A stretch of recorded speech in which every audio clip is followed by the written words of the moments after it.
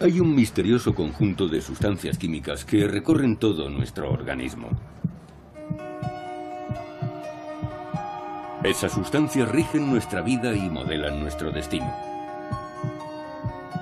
Transforman al niño en adulto, regulan nuestro apetito y afectan incluso a nuestras pasiones.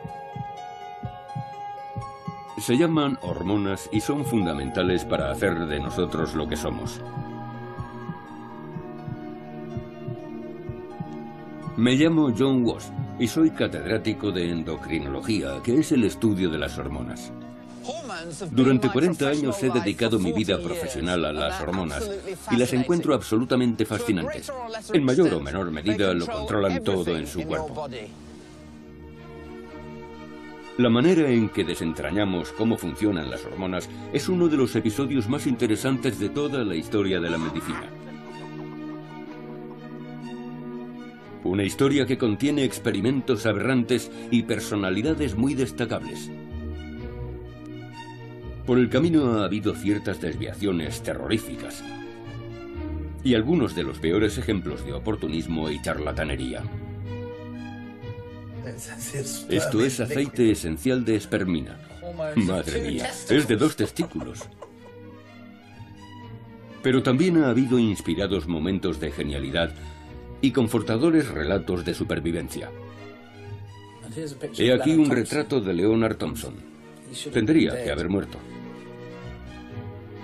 Hoy las hormonas son el campo puntero de la investigación médica. Y se hacen descubrimientos casi a diario que nos enseñan que sus efectos son todavía mayores de lo que nunca hemos imaginado. Para mí es un viaje personal. Además de una historia que he querido contar toda mi vida. Poder compartir y transmitir mi entusiasmo por este tema que nos afecta a todos es una oportunidad maravillosa. Las hormonas son una parte fundamental de nuestra biología y comprenderlas es comprendernos mejor a nosotros mismos. Todos hemos oído hablar de las hormonas, pero la mayoría no pensamos en ellas a diario. Sin embargo, siendo tan fundamentales en nuestra vida, nuestro conocimiento de las hormonas data de fechas sorprendentemente recientes. El sistema hormonal no es algo anatómico, como el esqueleto, el sistema nervioso o el sistema cardiovascular. Es algo que no se ve. Por tanto, la manera de abordarlo es diferente. Ser cardiólogo es fácil. Si sientes dolor en el pecho, algo malo le sucede a tu corazón, pero con las afecciones endocrinas la cosa cambia. Esa es una de las razones por las que es uno de los últimos sistemas que se han descubierto. Este sistema endocrino u hormonal, aunque es invisible, es uno de los que más influyen en el funcionamiento y la regulación de nuestro organismo. Cómo descubrimos sus secretos es un gran relato de detectives médicos. Un relato lleno de giros inesperados. Y empezaré la narración remontándome a la década de 1730, no con un gran médico y un brillante experimento, como podrían esperar, sino en una de mis ciudades preferidas del mundo, con un episodio verdaderamente sorprendente. En todos mis años de profesión médica y siendo amante de la ópera, nunca imaginé que algún día pondría los pies en el escenario del London, uno de los teatros de ópera más importantes del mundo. Quiero que escuchen un sonido extraordinario. Lo crean o no, este sonido lo produce un hombre adulto de más de 2 metros de estatura. Esta grabación de 1902 es la única que existe de un cantante de su clase. Pero sin duda su mejor exponente vivió en la década de 1730. Era una auténtica estrella de la música y se llamaba Farinelli.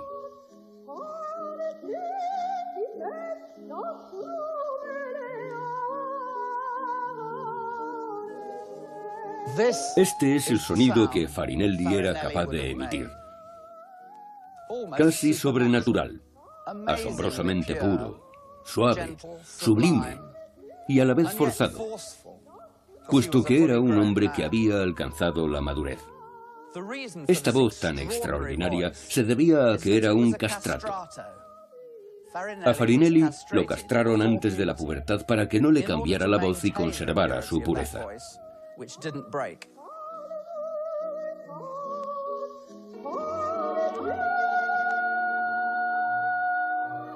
Cuando un niño alcanza la pubertad, su voz puede bajar hasta una octava completa.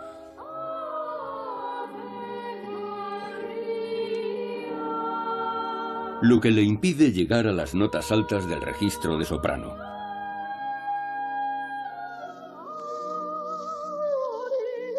Pero como Farinelli fue castrado antes de que se produjera ese cambio, su voz se conservó a pesar de su paso a la edad adulta. Sorprendentemente, este tremendo procedimiento se siguió practicando hasta principios del siglo XX.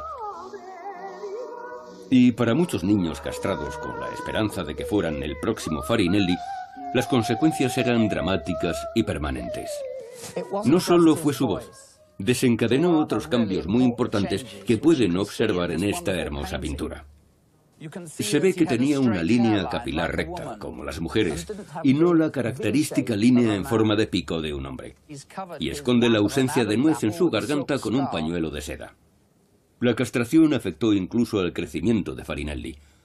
Tenía un tórax muy desarrollado, también unos brazos realmente largos, lo mismo que las piernas, muy largas también, porque continuaron creciendo. Todo ello fue resultado de la castración. Los castrati eran una demostración realmente dramática de lo que sucede cuando eliminas los testículos de un ser humano. Por descontado, ya se observaban desde hacía siglos los efectos de la castración en el ganado. Lo sorprendente es que no se diera una explicación científica a estos efectos hasta el siglo XIX. Por tanto, esta era la gran pregunta que se hacía todo el mundo. ¿Cómo narices podían influir los testículos en tantas partes del cuerpo? Desde las cuerdas vocales hasta la longitud de las extremidades.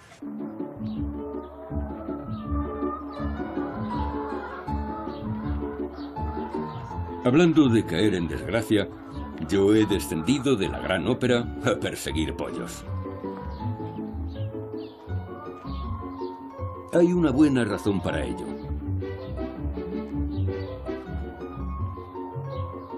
En 1849, un psicólogo alemán llamado Arnold Berthold llevó a cabo unos experimentos extraordinarios con pollos que revelaron el mecanismo por el que la castración afectaba a todo el organismo.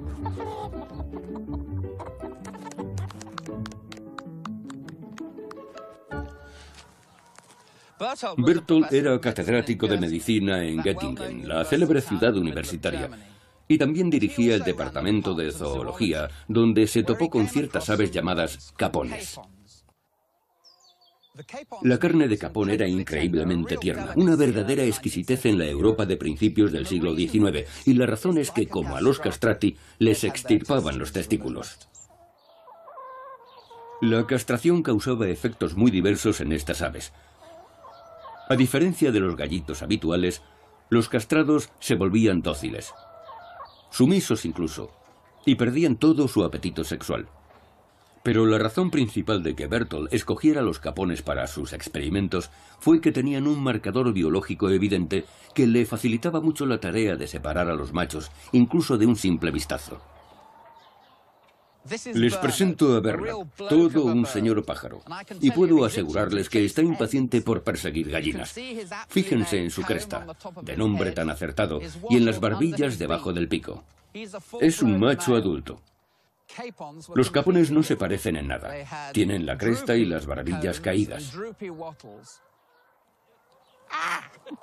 Basándose en esto, Berthold puso en marcha una serie de experimentos para ver si podía detener e incluso revertir los efectos de la castración. Lo que pretendía era intentar revertir los cambios que se habían producido. Así que extirpó los testículos a los gallitos y a continuación volvió a implantárselos, pero no en su ubicación natural en el organismo, sino en el abdomen. Para su sorpresa, resultó que no solo conservaban su actividad sexual y su comportamiento agresivo, sino también sus crestas y barbillas. Con estas aves, Berthold ya tenía un medio de responder a la pregunta fundamental. ¿De qué manera afectaban los testículos a las distintas partes del cuerpo? Cuando Berthold practicó las autopsias de estas aves, se encontró con la sorpresa de que los testículos que había reimplantado en su abdomen habían generado su propio riego sanguíneo, formando vasos sanguíneos alrededor de los testículos. Así fue como dedujo que los efectos que causaban, fueran los que fueran, los causaban a través de la sangre.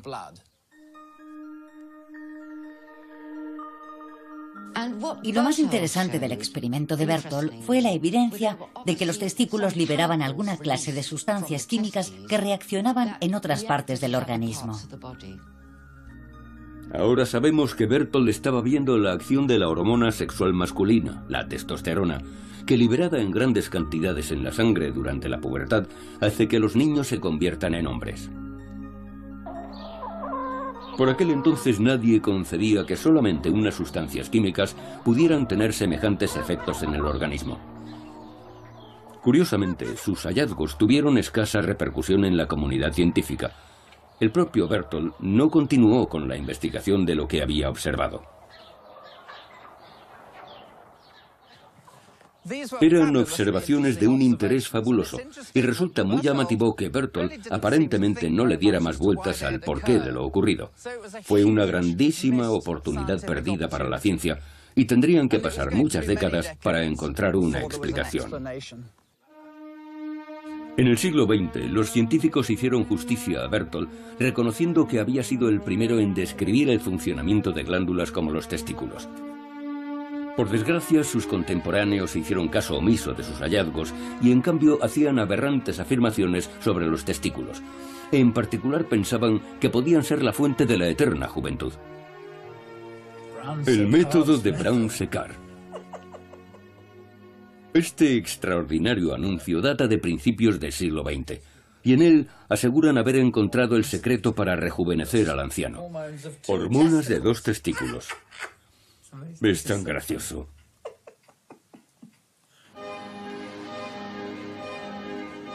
La historia de esta ridícula pretensión y sus sorprendentes consecuencias comienza en 1889 en una de las más insignes instituciones de Europa, la Academia de Ciencias de Francia. En una solemne ocasión, un público selecto asistió al anuncio de Charles Edward Brown-Séquard.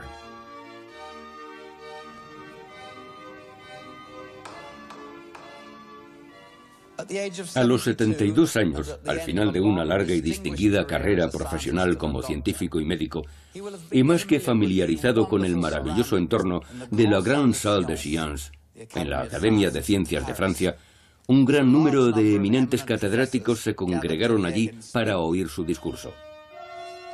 Lo que Brown-Séquard anunció era un experimento absolutamente increíble. Explicó que había preparado un brebaje a base de 3 ingredientes: sangre de los vasos espermáticos, semen y jugo extraído de testículo, aplastado inmediatamente después de ser extirpado de un perro o un conejillo de Indias. La mezcla resultante de sangre y semen se la inyectaba él mismo.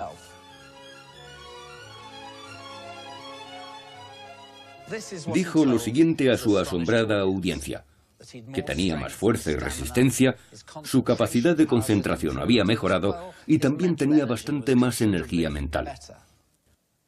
El desconcierto hizo enmudecer a la audiencia, y teniendo en cuenta que allí el promedio de edad era de 71 años, lo más seguro es que se dijeran: Dios, sería maravilloso.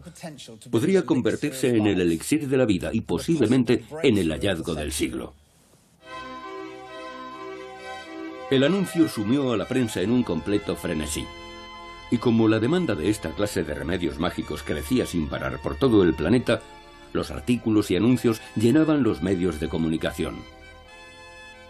Brown-Séquard ocupó titulares en todo el mundo. La prensa se preguntaba si aquel sería el verdadero elixir de la vida. Naturalmente no lo era. Pero fue una llamada a las armas y marcó el comienzo de un periodo de intenso interés por los testículos y otros órganos conexos, cuyos extractos se pensaba que podían tener propiedades medicinales. Aprovechando la avidez del público por las curas milagrosas, Brown-Séquard creó un auténtico fenómeno. Lo denominó organoterapia y consistía en inyectar diversas glándulas en el organismo, a menudo con escaso fundamento científico, para curar diversas enfermedades.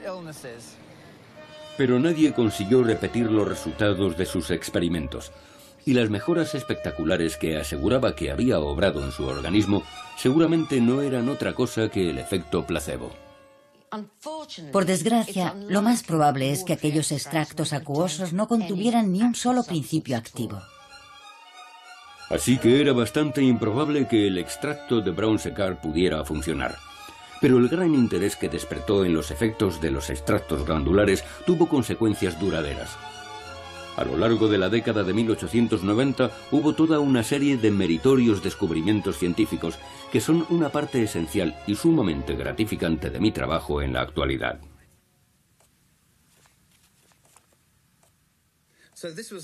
Esta mujer a la que traté tenía una tiroides hipoactiva y uno de sus hijos me escribió: "Gracias por escuchar a mi mamá y devolvérnosla". Y luego la madre de ella escribió: "¿Cómo puedo agradecerle que me haya devuelto a mi hija, que haya devuelto su madre a mis nietos y su esposa a mi yerno?". Y solo le había administrado hormona tiroidea. Aunque siempre es agradable que a uno le den las gracias, lo cierto es que no las merecía yo. Tendrían que habérselo agradecido a un par de emprendedores médicos británicos de la década de 1890. Ellos fueron los primeros que usaron hormonas para curar lo que hasta entonces era una enfermedad terrible y debilitadora. Esta es la historia del primer gran descubrimiento que permitió dar con un tratamiento de éxito en endocrinología y está relacionado con la glándula tiroides situada en el cuello.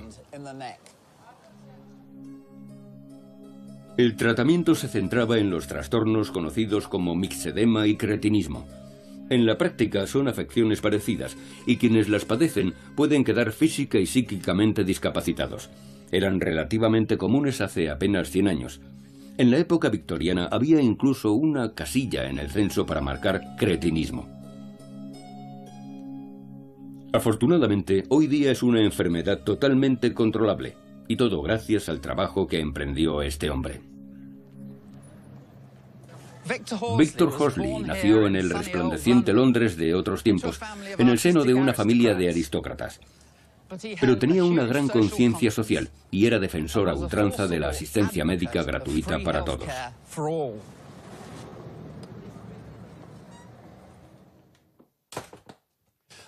Sin embargo, para mí su obra más importante tuvo que ver con la tiroides.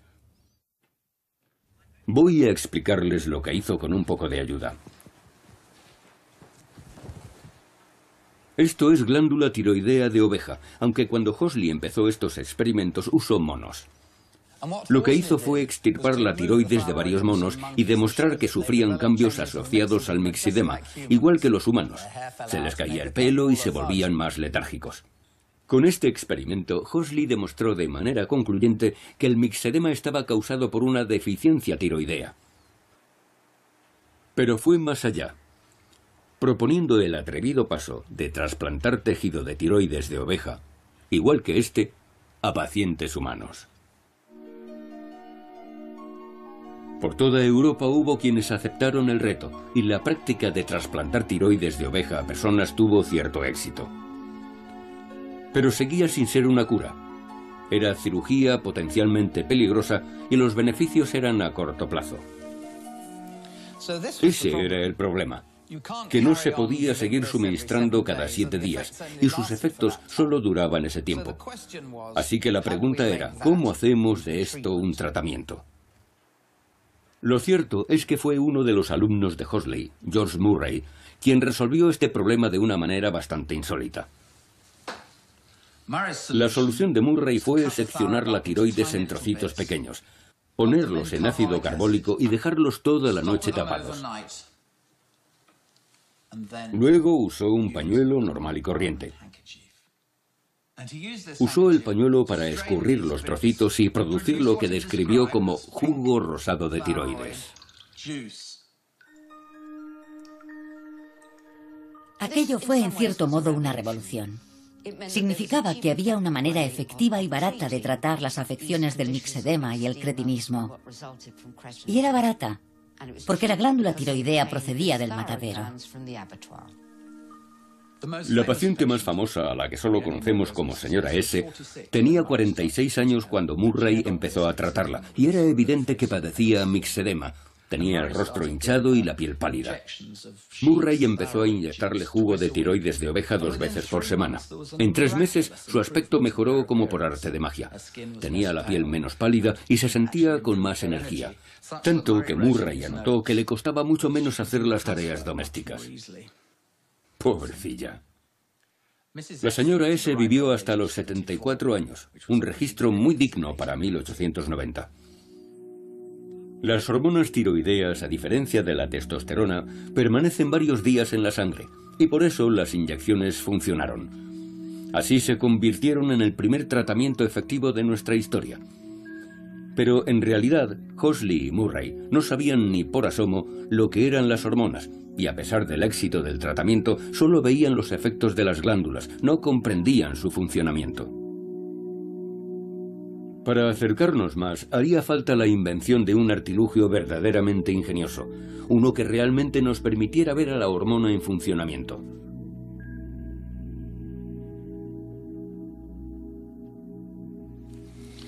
Nadie les reprocharía que pensaran que esto es una obra maestra de relojería de principios de siglo. En realidad, es un asombroso artefacto inventado por un físico de Harrogate llamado George Oliver. Esta máquina se llama arteriómetro y es una pieza preciosa. Para usarla simplemente se pone alrededor de la muñeca donde está la arteria y se mide el diámetro de la arteria con un manómetro. Oliver buscaba una cura para la hipotensión arterial usando extracto de glándulas suprarrenales, unas glándulas situadas encima de los riñones. Se lo había inyectado a conejos y todos habían muerto a causa de ello, y aún así quiso probar su extracto en humanos. Cuentan incluso que se lo inyectó a su propio hijo. Por suerte su hijo sobrevivió, y dio a Oliver los resultados que necesitaba. Lo que demostró fue que los efectos del extracto de glándula suprarrenal, medidos con su arteriómetro, causaron un estrechamiento de las arterias y, como consecuencia, un aumento significativo de la tensión arterial. Ahora sabemos que lo que Oliver medía era la adrenalina.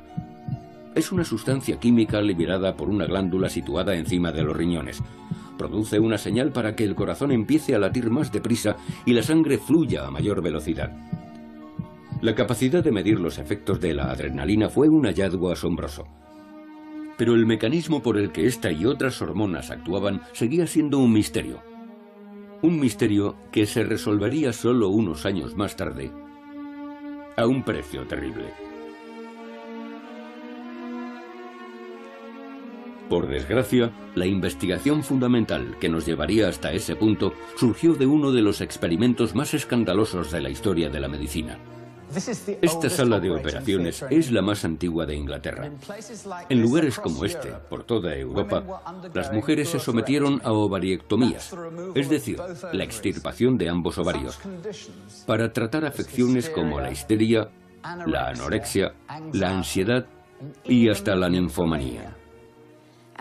Creían que los ovarios eran la fuente de toda clase de discapacidades mentales, físicas, de toda clase de males, y por tanto se los extirpaban sin más a las mujeres. Y la razón de que lo hicieran era un grave error de concepto, relacionado con el sistema nervioso. Cundía la idea de que el sistema nervioso estaba relacionado con todas las partes del cuerpo, incluido el cerebro. Las glándulas formaban parte de este sistema y los ovarios en concreto eran los centros nerviosos que regulaban el organismo de toda mujer. Se calcula que en toda Europa 150.000 mujeres fueron sometidas a esta operación para tratar males asociados a su condición femenina. Pero lejos de curarlas, la operación les causó nuevas complicaciones. Y cuando se extirpan los ovarios a una mujer, desarrolla precozmente síntomas premenopáusicos, por lo que para ella significa volver al principio. Los médicos querían averiguar la razón de que las ovariectomías estuvieran causando estos problemas. En su búsqueda de una solución, un hombre llevó a cabo experimentos que pusieron patas arriba las verdades científicas aceptadas. Joseph Halban echó por tierra la idea de que las glándulas se comunicaban a través de los nervios y con ello ofreció la primera imagen nítida de cómo funciona el sistema hormonal. Lo que Halban hizo fue extirpar los ovarios y partes del útero e implantarlo todo bajo la piel de jóvenes cobayas. Y demostró que tanto los ovarios como el útero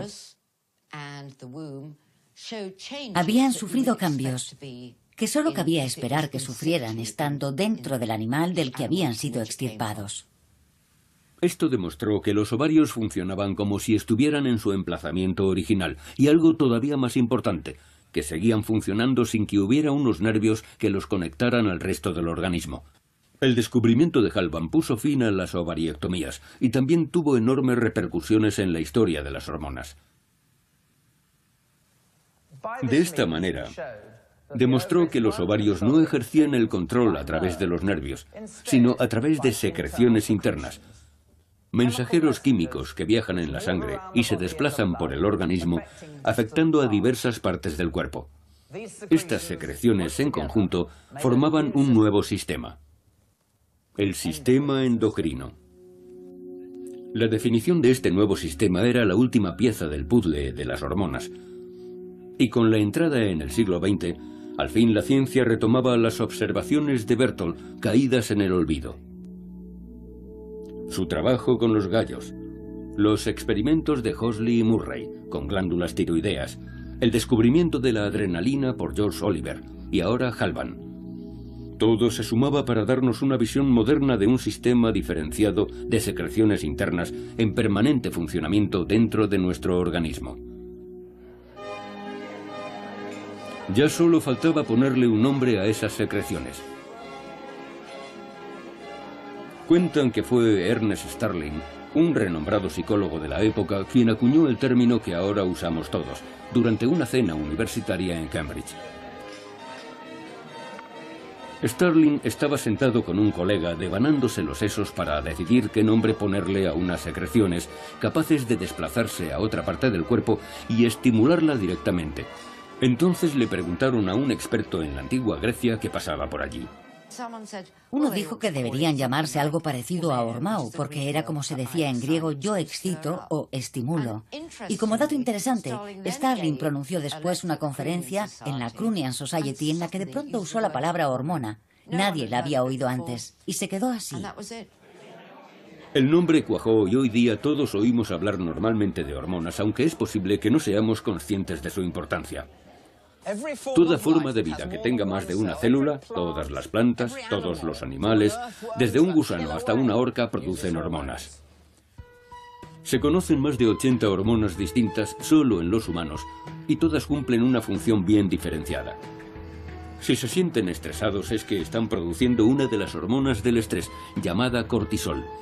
Cuando se preparan para hacer ejercicio, la adrenalina, la famosa hormona de luchar o salir volando, hace su aparición. Las hormonas influyen hasta en el proceso de establecer vínculos. Hablamos de la oxitocina. Pero, ¿qué son las hormonas? Bien, las hay de varias clases: aminas, péptidos y esteroides. Y todas ellas tienen una estructura molecular diferente. Lo que las une es su funcionamiento. Cada hormona actúa sobre una célula particular. Por extraño que parezca, imaginemos que soy una hormona y me dirijo hacia mi objetivo. Cada hormona fluye a través del torrente sanguíneo, pasando por miles de millones de células, pero solo ejercerán el efecto deseado cuando lleguen a la correcta, una célula que encaja con su estructura química específica. Las hormonas solo funcionan con células específicas. En cualquier otro sitio es como intentar abrir una puerta con la llave errónea. Bien. Célula equivocada. Volvamos a intentarlo. En estas células diana específicas, la llave encaja perfectamente y la hormona actúa sobre la célula poniéndola a trabajar. Una vez que la hormona se encuentra en el interior de su célula diana, puede cambiar su manera de comportarse para hacer que realice una tarea determinada. Por ejemplo, cuando la adrenalina llega al corazón, lo hace latir más deprisa. Cada hormona tiene una función propia y exclusiva. Las hormonas realizan muchas acciones distintas y tienen diferentes plazos de acción. Así, mientras que la adrenalina solo actúa unos minutos sobre el corazón, los efectos del estrógeno secretado a la sangre cada día duran años. Al irse acumulando en largos periodos, como en este caso, algunas hormonas pueden tener efectos dramáticos en nuestro organismo. El caso de un antiguo paciente puede servir para ilustrarlo.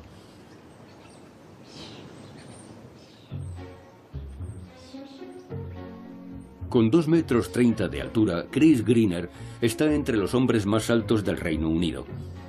Y aquí está, con el director de nuestro documental, James, que mide sus buenos 180 centímetros. Chris lleva una vida sana aunque poco habitual.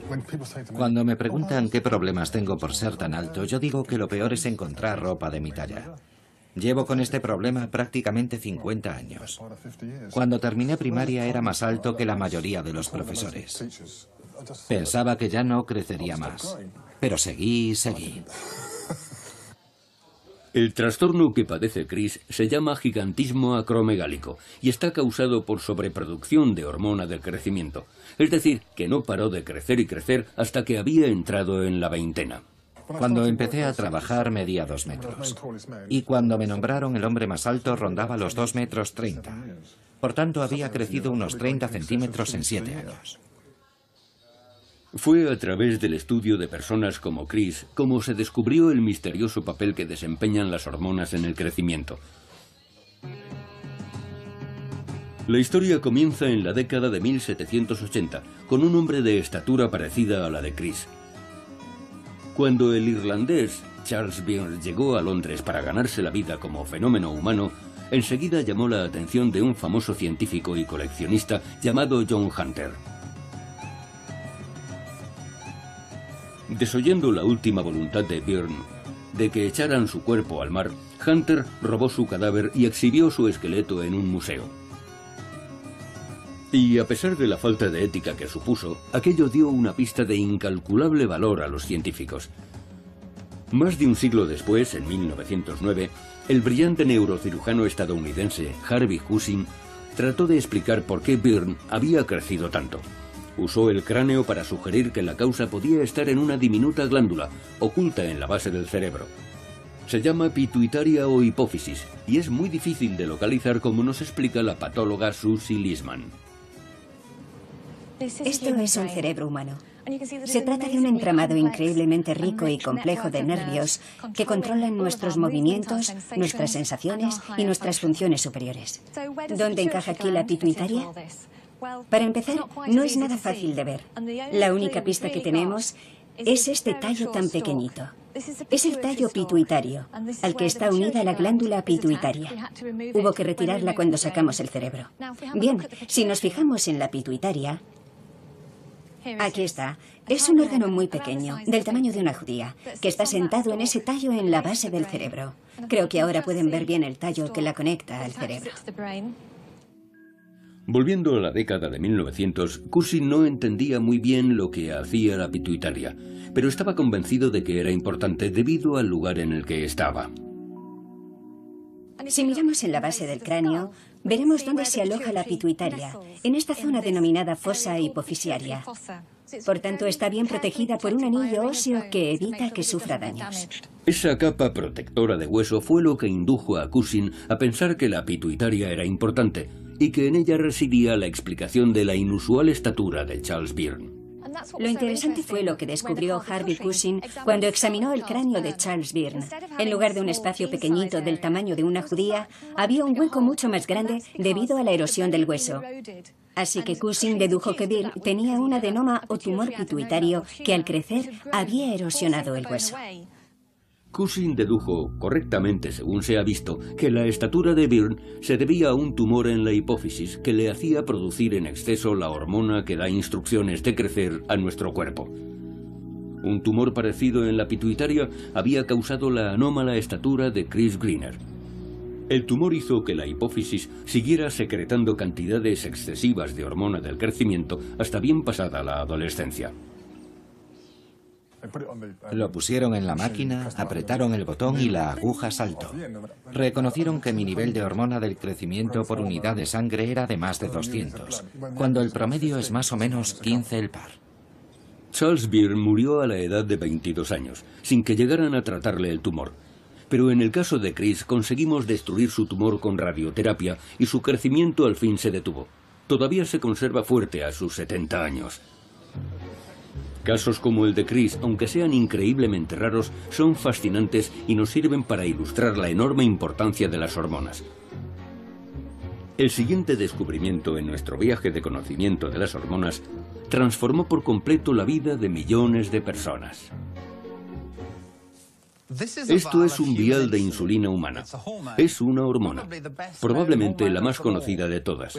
Sin ella, se desarrolla la diabetes. Y aunque en la actualidad tiene tratamiento, antes de su descubrimiento tener diabetes era una condena a muerte. En los niños que no producían la hormona llamada insulina, el azúcar que su organismo debería asimilar para transformarla en energía pasaba directamente a la orina. De ahí que reciba el nombre de diabetes, diabetes mellitus, que es la forma más común, significa literalmente fuente dulce, ya que la orina de quien la padece está dulce. Sin la capacidad de almacenar su energía vital, el niño se iba apagando progresivamente y nunca pasaba de la adolescencia. Encontrar una cura para la diabetes era increíblemente difícil, incluso aunque hubiera indicios de que un órgano en particular, el páncreas, podía ser el origen de todo. A finales del siglo XIX, una pareja de fisiólogos y clínicos alemanes extirparon el páncreas a perros y demostraron que tenían diabetes. Ese descubrimiento apuntaba al páncreas como el origen del aumento de los niveles de azúcar en sangre, es decir, de hacerse diabético.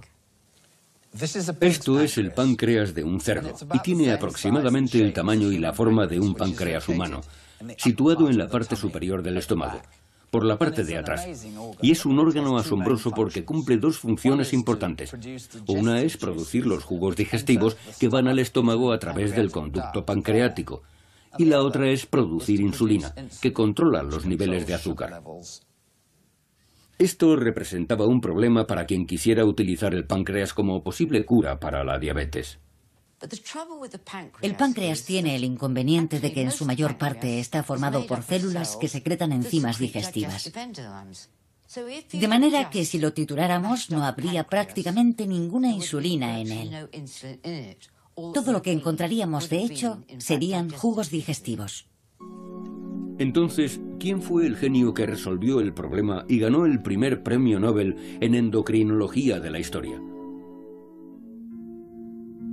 Frederick Banting era, de hecho, el menos probable de los médicos pioneros. Desde luego no dio con su revolucionaria cura para la diabetes mientras trabajaba en un laboratorio dotado de buenos fondos. Era más bien un médico fracasado que ejercía en Ontario, Canadá. Acosado por las deudas, completaba sus ingresos dictando clases a estudiantes de medicina. Y sin embargo fue responsable de uno de los descubrimientos más sensacionales de toda la historia de la endocrinología. Mientras investigaba para dar una de estas conferencias, se topó con un artículo en una publicación poco conocida, Cirugía, Ginecología y Obstetricia. Se refería a la posibilidad de detener la función digestiva del páncreas, eliminando las enzimas y dejando solamente las células productoras de hormona para que hagan su trabajo. Se pasó el día buceando en sus notas, reflexionando sobre cómo el organismo controla el azúcar y en particular el páncreas. Se fue a la cama con esos pensamientos rondándole en la cabeza y se despertó de repente con una sorprendente revelación.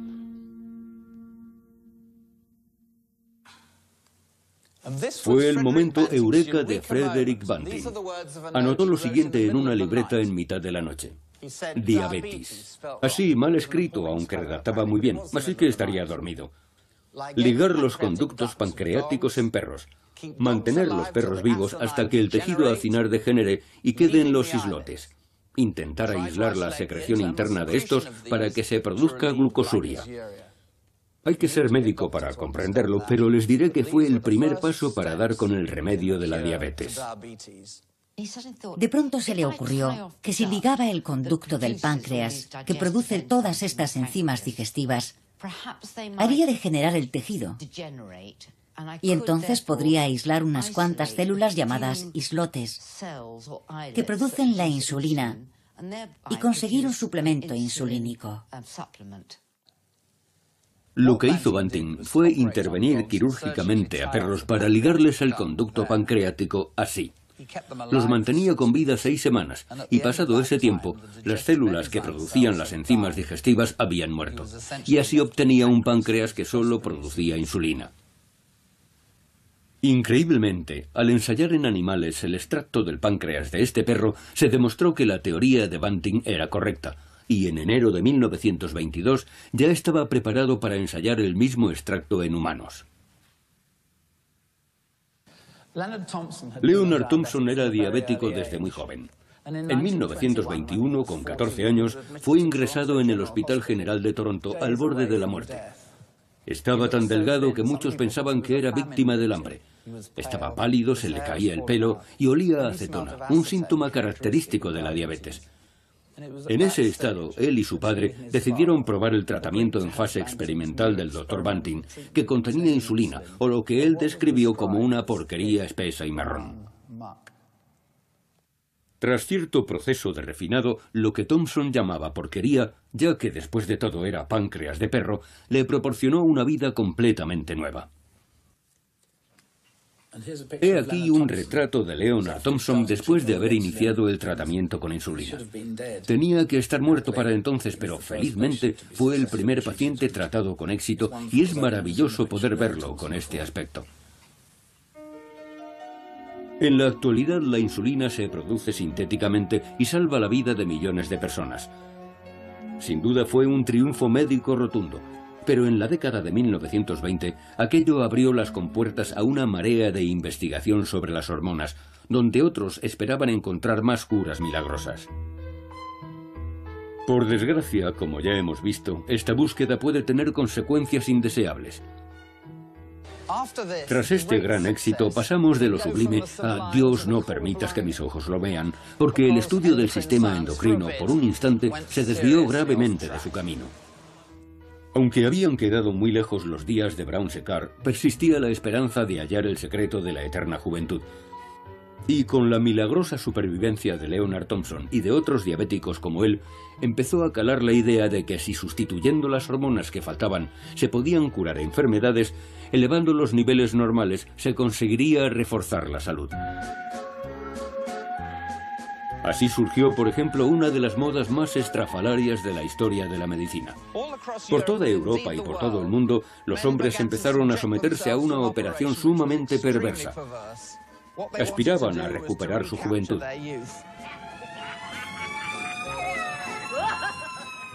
Este es el Prater de Viena, el parque de atracciones más antiguo del mundo. Sorprendentemente, a comienzos del siglo XX, era la sede de un laboratorio donde se llevaban a cabo experimentos muy notables. El Instituto de Investigaciones Biológicas en los terrenos de este parque también se llamaba vulgarmente Vivario, y fue aquí donde el fisiólogo Eugene Steinach desarrolló un procedimiento que aseguraba podía revertir el proceso de envejecimiento. Este laboratorio estaba particularmente interesado en modificar los procesos naturales del organismo.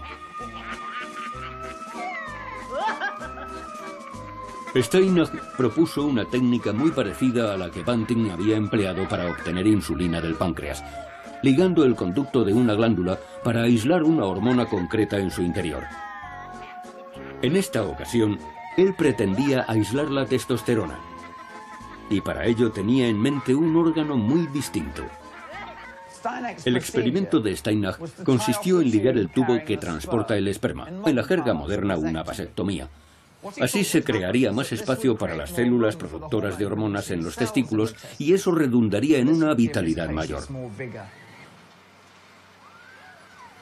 Aunque cueste creerlo, el método Steinach causó furor. los hombres acudieron en masa para someterse al tratamiento, incluidos algunos de gran renombre. Entre ellos, el famoso poeta William Butler Yeats. A sus 69 años, Yeats tenía una salud precaria y sufría una depresión profunda. Padecía el bloqueo del escritor. Pero tras someterse al tratamiento, sus habilidades creativas aumentaron espectacularmente, así como su deseo sexual. Hay quien piensa que Yeats escribió su mejor poesía después del tratamiento. Un joven en la oscuridad soy, pero en medio de la luz un viejo loco. Ella dijo entonces a aquel viejo loco, que apoyaba la mano en su fornido bastón: dar el amor o retenerlo no depende de mí. Y no solo era su poesía. Unos meses después de someterse al tratamiento, Yeats se emparejó con una actriz de 27 años, 42 más joven que él. ¿Habría dado Steinach con el secreto de la eterna juventud?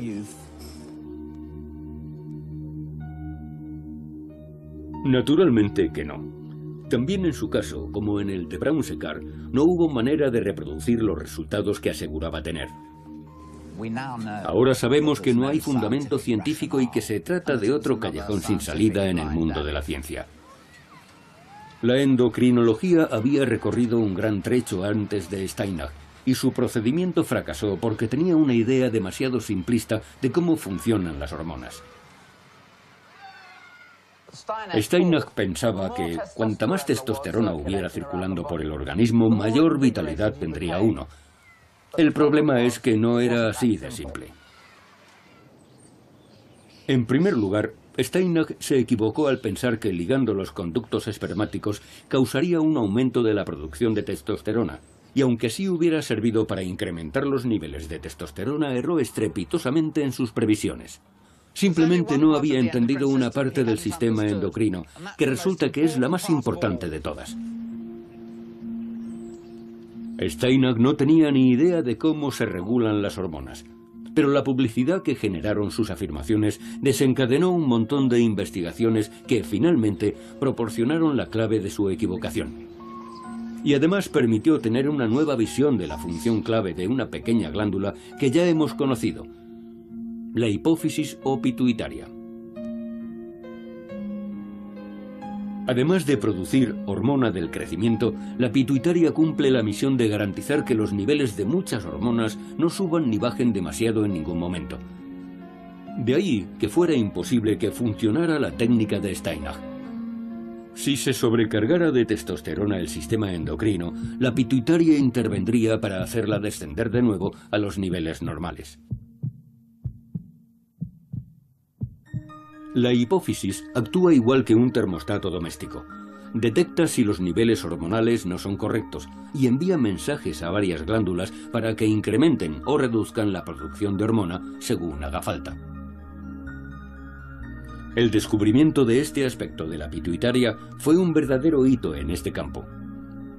En mi época de estudiante de medicina en los 60, esta pequeña glándula todavía se consideraba la pieza clave de la regulación hormonal. Pero lo que más me gusta de esta historia es que no permanece igual mucho tiempo. Incluso en estos últimos años, la investigación ha permitido descubrir un sistema de regulación completamente nuevo, que nos ha obligado a ampliar nuestras miras. De hecho, este sistema no solo pone en entredicho lo que pensamos de nuestro control de las hormonas, sino cómo las hormonas nos controlan a nosotros.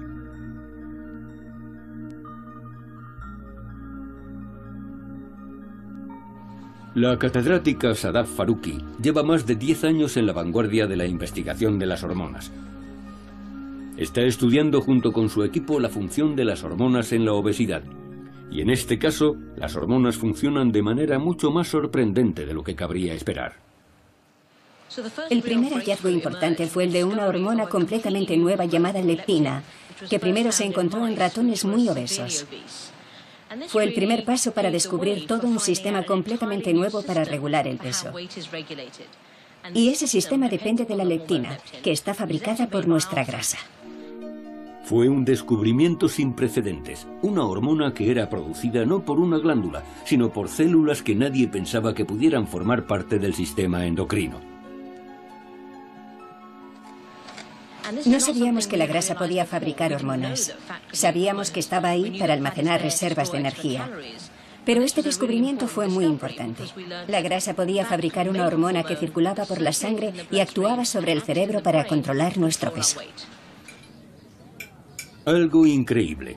Con esta hormona, nuestras propias células de grasa pueden controlar cuánto comemos, estableciendo su propio circuito de retroalimentación con el cerebro.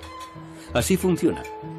Nuestras células de grasa producen leptina constantemente, y cuanto mayor sea la reserva de grasa que tengamos, mayor cantidad de leptina corre por la sangre. Básicamente le dice a nuestro cerebro que hemos comido suficiente y perdemos el apetito. Pero lo importante del trabajo de Sadaf viene ahora, que es cuando el sistema no funciona debidamente y por alguna razón las células de grasa no fabrican leptina. Sadaf prosigue su investigación para comprender todas las razones que expliquen esto. Pero ya ha hecho un descubrimiento fantástico al señalar una causa concreta. En algunos casos, la incapacidad de un paciente para producir leptina reside en sus genes. La función de la hormona leptina se descubrió en parte usando la genética. Pudimos examinar el ADN de los pacientes y averiguar que tenían una mutación genética que impedía producir la hormona leptina. Y esa era la causa del problema de obesidad. En el caso de que una persona tenga ese gen defectuoso, no podrá controlar su apetito y por tanto comerá más de lo que su cuerpo necesita. Y eso se traducirá inevitablemente en obesidad. Mucha gente pensaba que la tendencia a ganar peso era una cuestión de autocontrol, que solo dependía de la cantidad de comida que uno ingería y del ejercicio que uno hacía, y no había ningún aspecto biológico relacionado. Lo que nosotros demostramos con el descubrimiento de la leptina y su ausencia en pacientes es que los genes pueden cumplir una función muy importante en el control de nuestro peso, afectando a nuestro apetito, y que la leptina es un regulador clave del apetito. Es un descubrimiento increíble, que las hormonas son un factor clave en nuestra capacidad de mantenernos en un buen peso. Y el hecho de que el apetito pueda estar dirigido por una hormona ha permitido a la gente tener esperanzas en la batalla contra la obesidad. Supuso que podíamos buscar un tratamiento para esos pacientes. Podíamos darles la leptina que les faltaba, inyectándosela 2 veces al día. Y ha funcionado increíblemente bien. Ahora llevan vidas normales, tienen un peso normal y se han corregido otros muchos problemas de salud. Solamente con la introducción de leptina, Sadaf ha conseguido curar la obesidad en aquellos pacientes que antes no tenían ningún control sobre su peso. Un ejemplo patente del poder de las hormonas. Y junto a otros hallazgos recientes, indica que estamos a punto de descubrir toda una diversidad de nuevas hormonas con capacidades potencialmente asombrosas.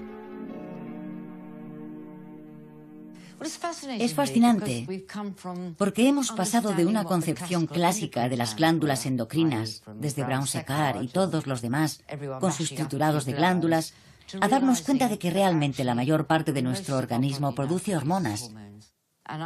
Y pienso que en el futuro los hallazgos de nuevas hormonas van a ser muy numerosos. Investigaciones como la de Sadaf nos obligan a reconsiderar si lo que hacemos es fruto del libre albedrío o simplemente de nuestras hormonas. Y es tentador pensar que algún día podremos aprovecharnos de todo el potencial de estas sustancias químicas para controlar prácticamente todos los aspectos de nuestra biología. Pero son lecciones que debemos aprender de la historia de las hormonas. Historias como las ovariectomías y la búsqueda de la eterna juventud nos recuerdan que la falta de conocimiento es algo decididamente peligroso. Incluso ahora debemos asumir que no tenemos todas las respuestas. Siempre que creemos que ya comprendemos del todo las hormonas, surge otro descubrimiento que nos demuestra lo poco que sabemos. Es extraordinario que el estudio de las hormonas tenga poco más de 100 años. Se han hecho descubrimientos impresionantes y, sin embargo, es una ciencia que aún está en pañales. Y para mí, lo fascinante es que todavía tendrán que pasar muchos años para que las hormonas nos revelen todos sus secretos.